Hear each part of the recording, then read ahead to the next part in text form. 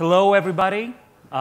Thank you for joining us at 5:30 p.m. on a Thursday after a really incredibly busy reInvent. You know, we always make the joke about it's between us and lunch, but this is not a lunch. This is a beer and/or insert your name of favorite beverage. And we know that's a harder trade-off, and we appreciate you being here today.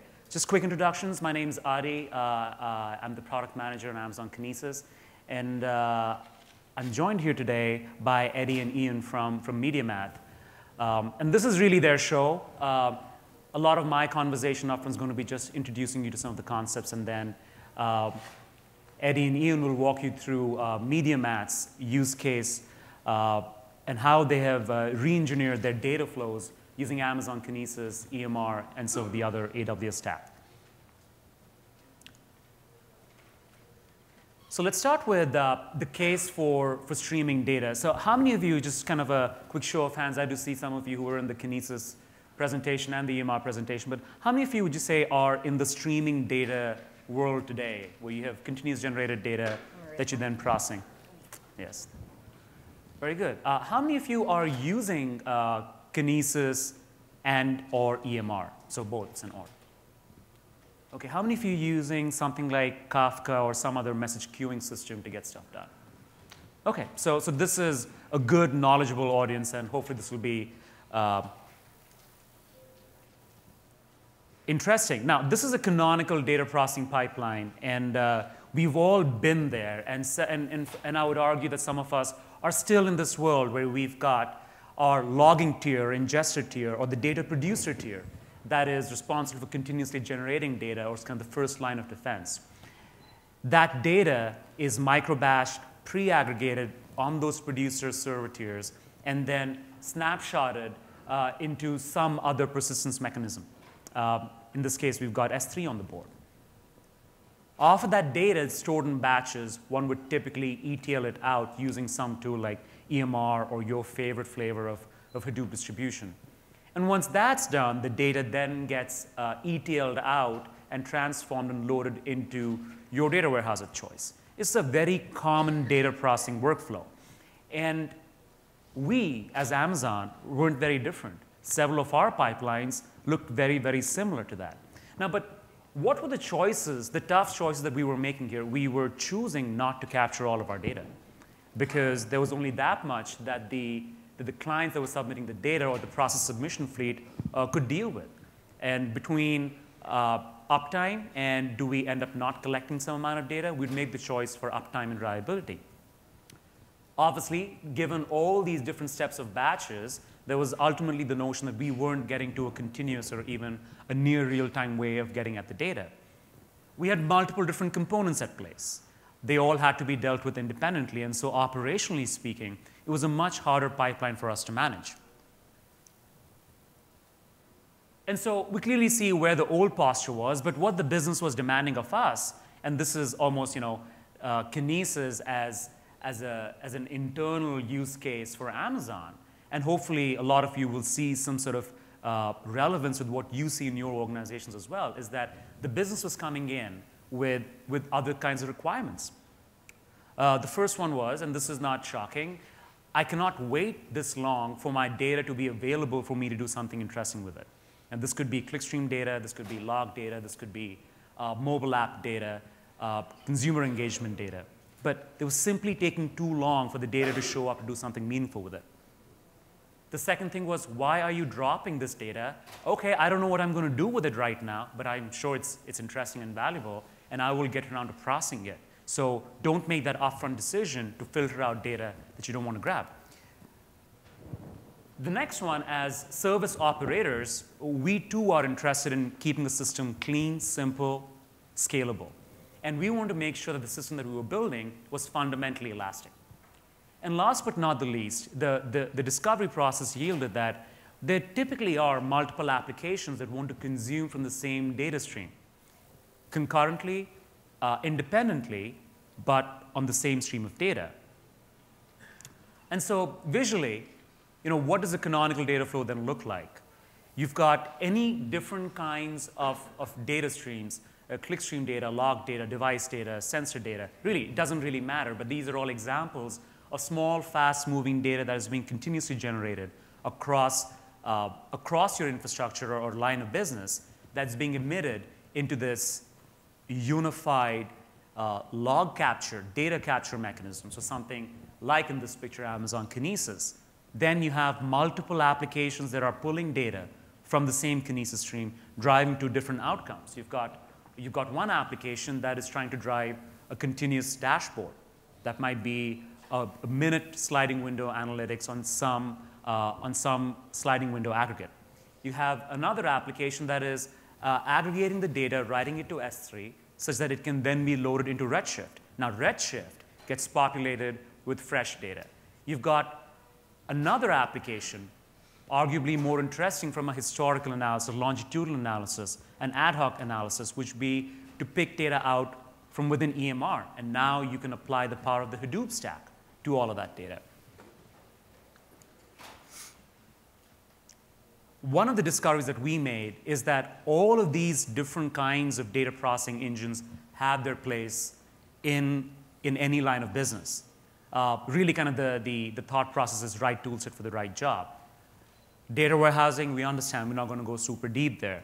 But really the two things that jump at us in this kind of new world of continuously generated data is how do we deal with large amounts of unstructured data such that we can run arbitrarily complex calculations on the entire data set. And that would be the Hadoop-based model, at least in our session now, personified by how EMR gets used.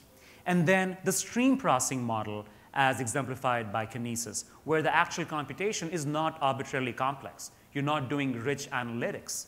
You're looking at a continuous moving window of data, but doing something very specific and contained, but doing so continuously and doing so in a somewhat near real-time fashion. So Amazon Kinesis, as a quick overview now, is managed real-time processing on data. It's high throughput and elastic. You can send as much data in your provision stream. And you can enable data movement into things like S3, EMR, Redshift, DynamoDB. High-level cartoon diagram here. You've got millions of producers, log servers, your mobile devices that are sending data into your front end. Typical AWS authentication authorization mechanisms. Any data you put into Kinesis is three-way replicated across availability zones, stored durably. The data is emitted as an ordered stream of events. Now you can have those multiple applications, grab that data, and run their business-specific processing logic. EMR, for those of you who don't know, as a quick summary, Elastic MapReduce is managed Hadoop in the cloud, support for a variety of processing frameworks, and tools such as Impala, Hive, and of course the core MapReduce framework. Easy to use, fully managed, you get clusters on demand. And you can leverage all of EC2's on-demand and spot pricing to drive to a very cost-effective large-scale Hadoop cluster. So that was just a quick overview, but really coming to the fun part of the session, I'm going to hand it off now to Ian, who's going to introduce us to how MediaMath liberated data, which is quite exciting. Cool. Thanks, Adi. So we're really excited to be here at re:Invent. Thanks for sticking around. My name's Ian Hummel. I'm the Senior Director of Platform Data. I'm Eddie Fagan. I'm the VP of Data Services Engineering at MediaMath. And we're going to talk to you today about a project we've been working on over the last year, which is our data liberation project. And we're going to tell you about kind of what that means for us and go through some of the tools that we're using, Kinesis, EMR, other AWS services, and hopefully show you some of the use cases that we're pretty excited about that it unlocks for us. So if you guys aren't in ad tech, if you've never heard of MediaMath, we are a programmatic marketing platform. Online advertising has really changed over the last few years as more and more digital dollars are shifted into real-time programmatic channels. So what does that mean? Basically, as you're out there browsing around, clicking around, when a page loads, there's actually an auction that takes place. And lots of different parties are able to participate in that auction, submit bids, use data about the user or context that they may have collected to really evaluate each impression for what it's really worth to them. And our product, Terminal 1, helps advertisers and agencies run their media campaigns in the most efficient way possible, whether that's on display, video, mobile, social. We do that by putting data at the center of everything we do. So we have a decisioning and optimization algorithm that we cleverly call the brain. And it lets us kind of ingest a lot of this data and really focus on outcomes for our clients. So as you can imagine, in this sort of environment, we end up generating and processing a lot of data. And it's sort of funny, every time I give this talk, I forget to update the slides because those numbers keep going up. So as of last week, we're doing about 120 billion ad impressions per day. So that's receiving the auction opportunity, processing it, evaluating it, submitting a bid, and logging whether we've won or not. Peak QPS right now is, actually we just crossed the 2 million mark. So we're pumping a lot of data through our systems. We're plugged into 30 different exchange partners all across the globe in Asia, EMEA, South America. And we're pretty proud that we're able to handle that volume in pretty tight latency windows. So 30 milliseconds average response time. The key there is that we have a hybrid model. So we manage our own data centers where we have some of those critical latency sensitive systems, but we are increasingly moving a lot of our data processing into the AWS cloud. What's kind of interesting about our industry is that all these impressions are actually financial transactions. So every record counts. We can't lose messages. We can't drop impressions.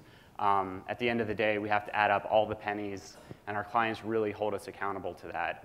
They don't tolerate discrepancies or anything like that. So all told, today we're pushing about 3 terabytes of data into AWS for processing, and that's really just the tip of the iceberg. There's a lot more that we hope to be collecting in the future. All that being said, it's not the number of bits and bytes, it's what you do with them. And to roll the clock back a little bit to early 2014 and give you some context, there was a lot that we wanted to do with this data. But we were starting to really run up against some scalability challenges. But there were a lot of really cool opportunities out there. I mean, our agency clients were really getting serious about building in-house analytics practices, right? So they wanted to be able to extract the terabytes of data that were being generated in Terminal 1 and actually do data mining on top of that, join it up with maybe custom data sets that they licensed or owned, and produce really cool analytics. We also had our own internal data science team, and they were really trying to push our optimization algorithm forward, do new things like lookalike models and stuff like that. And we had a pretty ambitious product pipeline that we wanted to launch a lot of features that were going to require us to kind of process the data that we were storing in a lot of different ways to fulfill a lot of different use cases. So we had a lot of work in front of us, but the challenge we ran into really comes down to the fact that our traditional warehouse, the data, all the data was locked in one silo. So early on in MediaMath's history, we went with Netezza, and it has served us really well through all these years. It continues to churn through production workloads to this day. But on a Netezza appliance, if you haven't heard of Netezza, it's a big data warehousing appliance. It does only SQL. But the issue with it is that the compute and the data are co-located. So what ended up happening is we would have a data scientist or a business analyst log onto the appliance at like peak hours, run some kind of naive query, start to slow a production job down, start to miss SLAs. The pager would go off for the warehouse team. They would get really frustrated. And at the end of the day, people weren't able to access the data they needed to make the kinds of decisions they wanted to build the sort of products that they envisioned. So yeah, kind of like a vicious cycle there. So we thought about that really deeply, and we kind of boiled it down to two main challenges. We wanted to minimize latency for data consumers, but we also wanted to maximize access all across the company. So to talk a little bit about that first issue, minimizing latency, I'm going to hand it back to Eddie. Thanks, Ian. Hi, everyone. Again, Eddie Fagan. I run our data services team at MediaMath. So Ian mentioned our goals are really to minimize latency and maximize access. So for minimizing latency, again, we turned the clock back to earlier this year. Adi made some references to what really he called the traditional batch processing pipeline. So let's take a look at where we were back around a year ago, and I'll tell you how we broke out of what we call the log jam. OK, so here's the problem. We have a batch log shipping infrastructure. And of course, as Ian mentioned, this worked really well for us for many, many years. And I guess I'll stop for a second. How many of you in the audience have an infrastructure like this or have worked in one like this? OK, a good chunk of the room. So you'll be familiar with at least some of the challenges that we ran into. So I'll talk a little bit about the producers briefly, just to paint some context for you. Ian mentioned that we were going into really 1.2 million ad opportunities per second. That's really exciting. That data, really the wins is what we're focused on right now. We wanted to collect that data and really reuse it at scale. So we're rolling those into log files and shipping them to our Netezza cluster. We also have site events. So this is really our tracking beacons. These are looking at users who are visiting home pages, purchasing products. And so we're collecting all of that as well. There's also third-party data that we were getting offline. So all of this information is coming into our system. We were not really streaming the data at that point. We were rolling it into log files. So some of the challenges there, the first, single consumer. So if any of you, again, have dealt with a pipeline like this, if you're rolling all of your data into something like a warehouse, whether it's intentional or not, you start to realize that you're tailoring your producers really for that one consumer. And so an example of how the tight coupling works out, say you want to add a field to your log stream. Your producer really wants to add a new field. OK, they can't go do that, because if they go do that, the warehouse breaks. Right? There's no column for that in the database. So hold on. Let's go to the warehouse. Let's do a release. Let's add a column to the data set. OK, now we can start logging the field. That process can be painful. And I've dealt with this before. What we really need to do is break away from that tight coupling. In addition, this was slow moving, right? We mentioned that we're rolling log files, and again, tailoring for the single consumer, right? So if you've dealt with a system like Netezza, you really want to get your data into large files of data and put it in. You don't want a lot of little files, because that can be a huge pain. Hadoop has similar restrictions on how much data you want to put into a single batch. So what we were finding ourselves doing was, OK, well, let's tailor our log rotation cycles on the producers to log data to a local log file for about an hour and then ship it to this warehouse.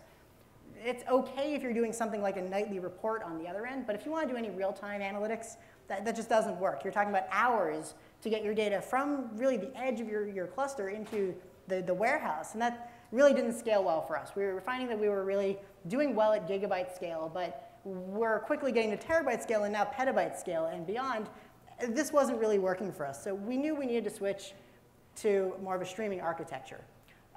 This gives us a couple of advantages. The first I mentioned, real-time data access.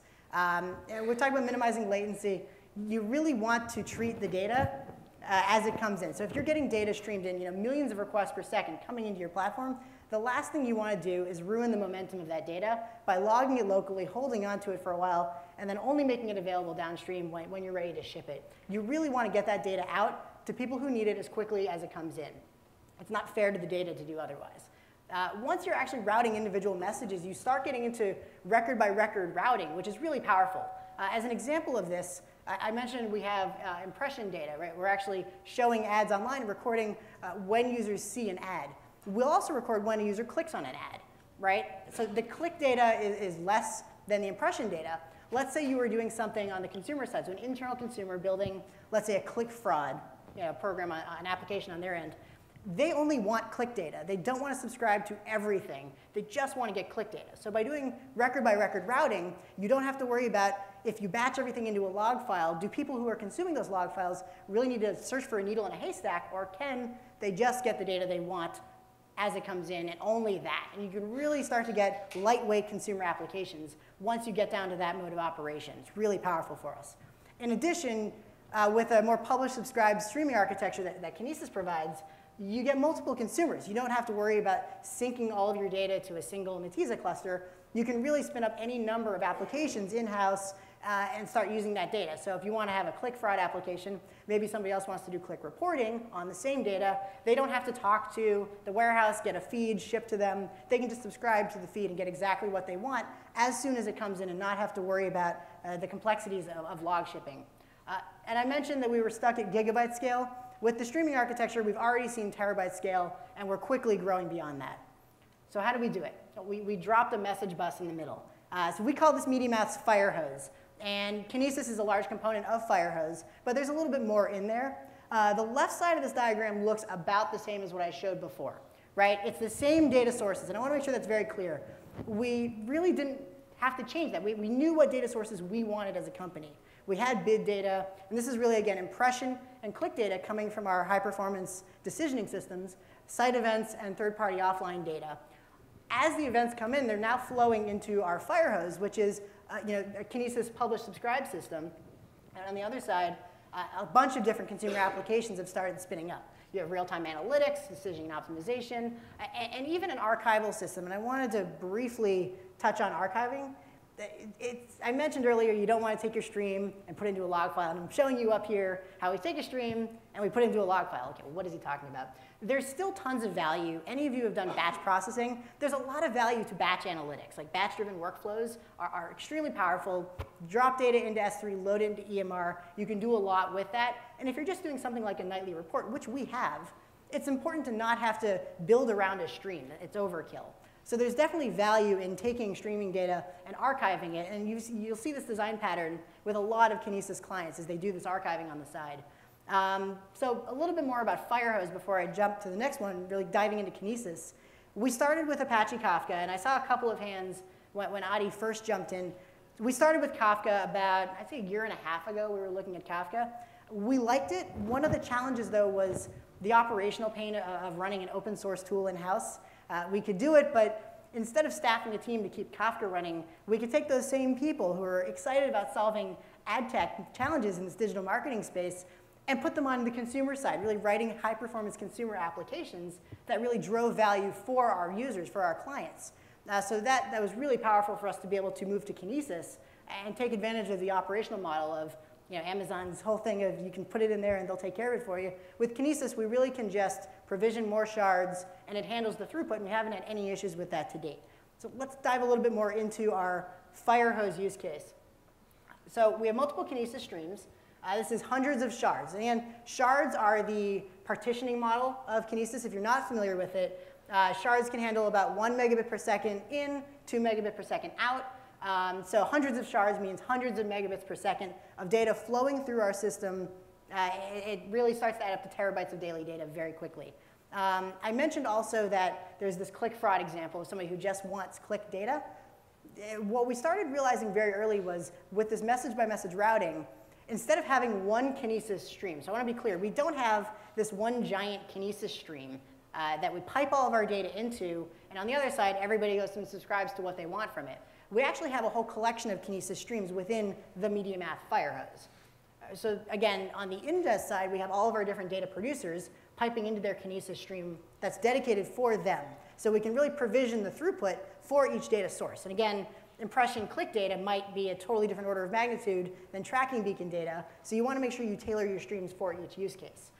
In addition, on the other side, we had a whole bunch of different streams that were topic level for consumers of the data. And again, this is as we start looking at the data in more depth, maybe we want to route out certain aspects of tracking beacon, purchase data versus added to a cart versus went to a home page. You really get to start splitting out the data at a much lower granularity.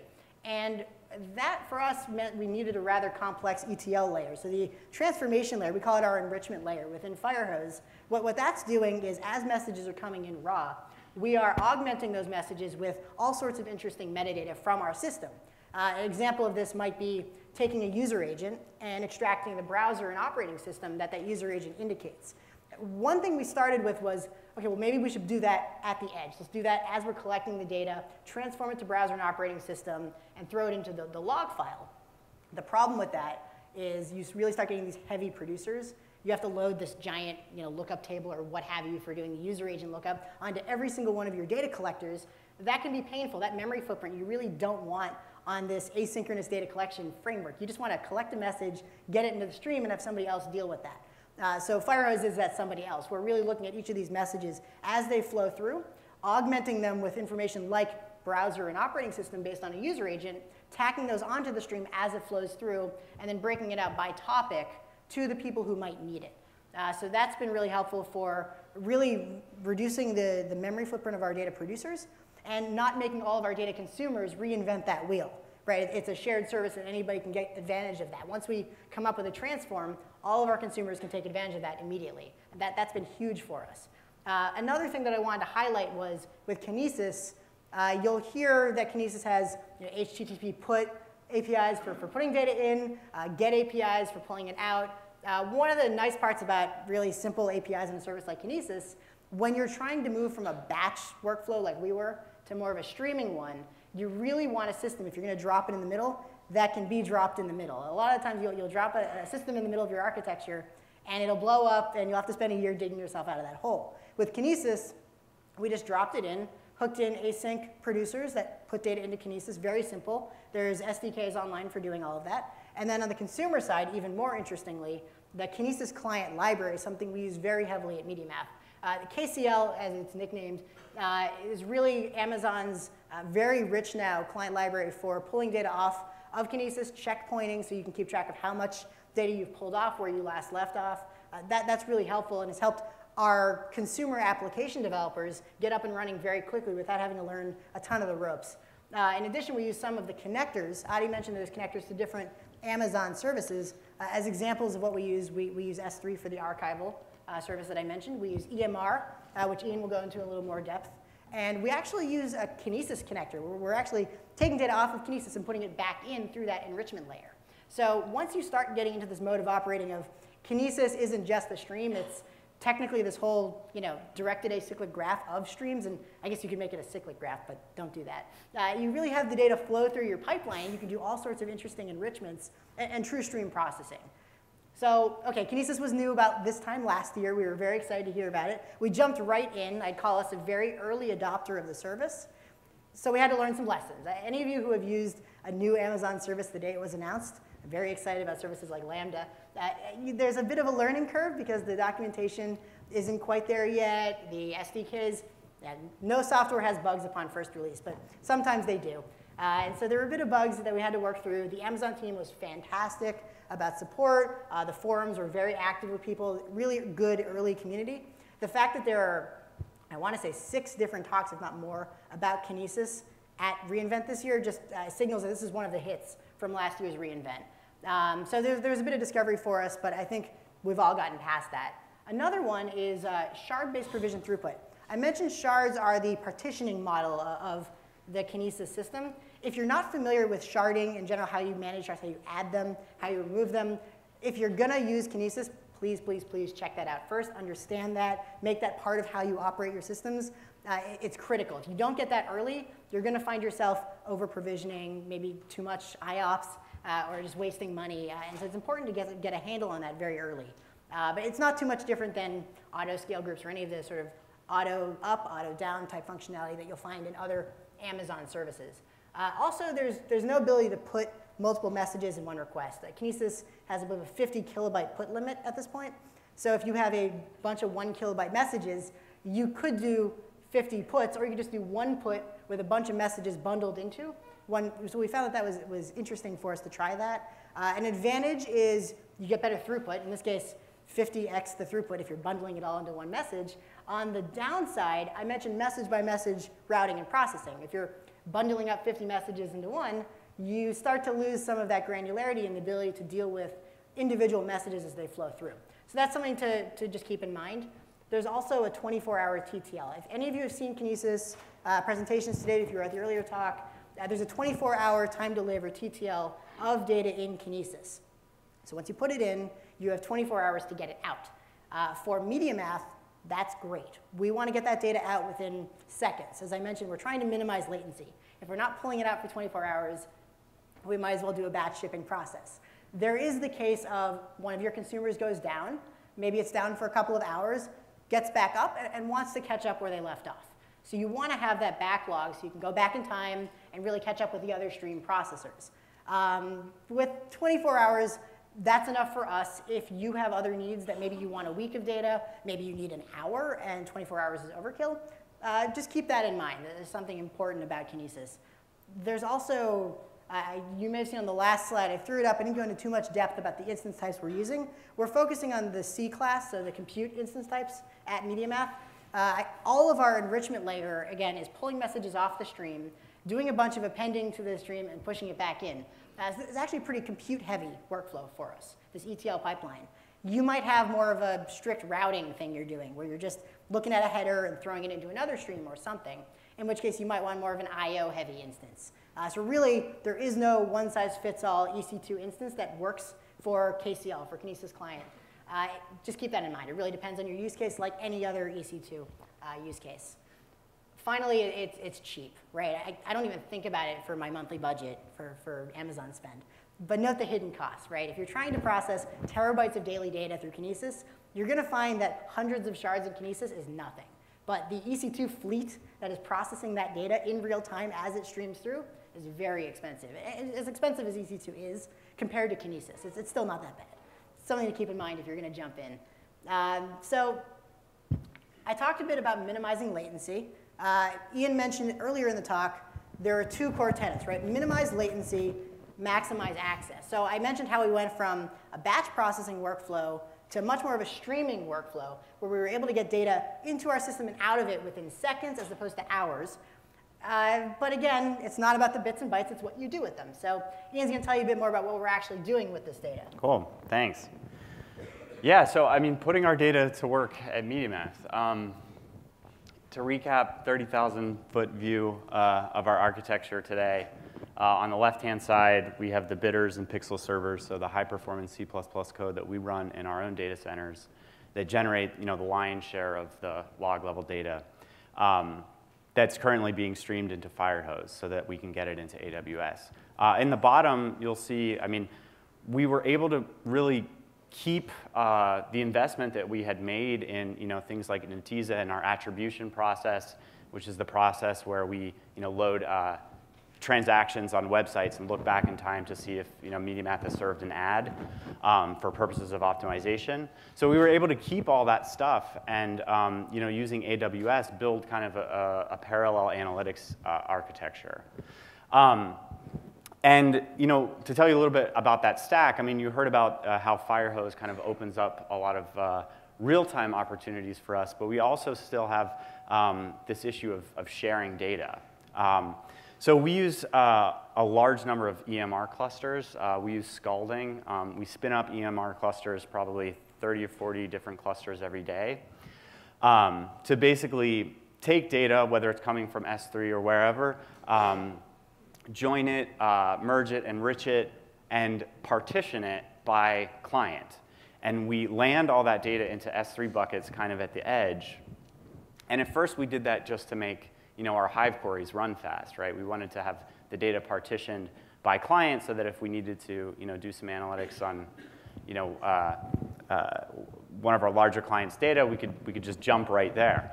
But what we discovered is that if we started to create the right IAM access policies, we could actually open that up to our partners and to our clients themselves. So what we do today is we make these IAM policies. We create a role for every client that wants access to their raw data. So I mentioned agencies building out analytics practices.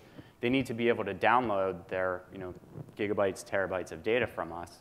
And we basically get a nice file transfer API for free. We don't have to set up any FTP transfers that can break in the middle of the night or whatever. It's very seamless. And it allows clients to to basically bring whatever tools they want as long as they're compatible with S3. So the SDK, their own Hadoop clusters, Redshift, Kubel, which we'll talk about in a little. And it's really, moving to that architecture has changed how our team thinks about our role in the company.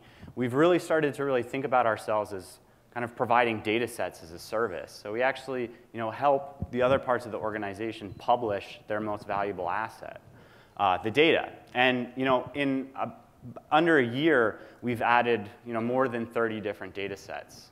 All told, that's 500 billion distinct events. It's, this new sort of warehouse is about 200 terabytes and, growing every single day. It's very easy for us to manage because it's just S3. It's very easy for us to add new data sets. We just have to set up a transfer. It's very easy for us to enforce policies like data retention because we can just use lifecycle rules to automatically roll off old data after 90 days, say. And we're pretty excited about some of the eventing that S3 added that we heard about today. Okay, so all that data is in S3, and it turns out that nowadays there are lots of tools for actually querying a warehouse like that. You don't need to feed your data into an expensive data warehousing appliance to actually get ad hoc analytics. So we're pretty happy with this partner. We have Kubel. They provide a nice UI. And it's changed the workflow of our analysts and data scientists, where before they might spend many, many hours trying to set up meetings between engineering teams to get prioritized, to get data flowing to their staging systems so they can actually do their job. Now they're able to just kind of log into a console and go to town. So they're very pleased with this setup, as you can see.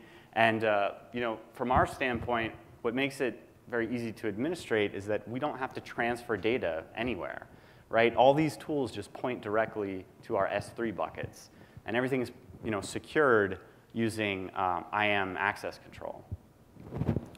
So moving to this model has kind of got data into some pretty creative hands, right? So we just started publishing the output of our optimization engine, the model files, as a data set, and some product managers took it. They realized that they could whip together a pretty cool visualization on this, and in no time it became one of the most popular apps on our platform. So advertisers can log in and really see what unique combination of variables and values are popping for their campaign or driving performance, and all of that is discovered through machine learning, which is pretty cool. Having this 200 terabyte warehouse now, we're also able to take a broader sort of macroeconomic look at the ad tech landscape and see what sort of trends there are in CPM prices, whether that's by country or publisher or exchange. So we had a little hackathon, and we've always had this idea that it would be so cool if we could make a little NASDAQ stock index ticker for CPM prices. So we put that together, and it's just another example of if you're able to really focus on providing data as a service, you get some really cool things out of the rest of your team. All right, so just to kind of wrap up here, keys to success for us. Kinesis as the message bus has really been sort of unlocked a lot of new potential for us, right?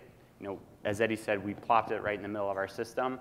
It wasn't disruptive. It was really additive to the rest of our platform. Gave us a lot of new capabilities.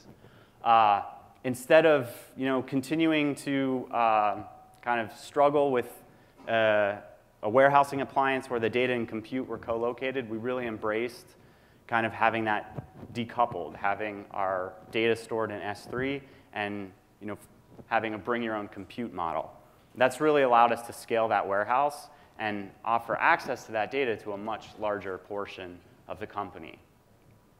And putting all this together, I mean, it's taken the better part of a year, but we've been very pleased with the results so far. Any last words, Eddie? Sure. So if anyone check us out any further, check us out at the devblog.mediamath.com. Recently launched. Very excited about it. In addition, you can contact us on Twitter. And please, please, please send us feedback on the feedback forum. It's very helpful for us. Also, if streaming data challenges and awesome data access challenges excite you, please join us. We'd love to have you. We're actively hiring. We're all over the world, and we love it. So thank you so much again. I know it's late. I know you all want to go drink. Go drink, have fun, enjoy the party tonight. Cheers.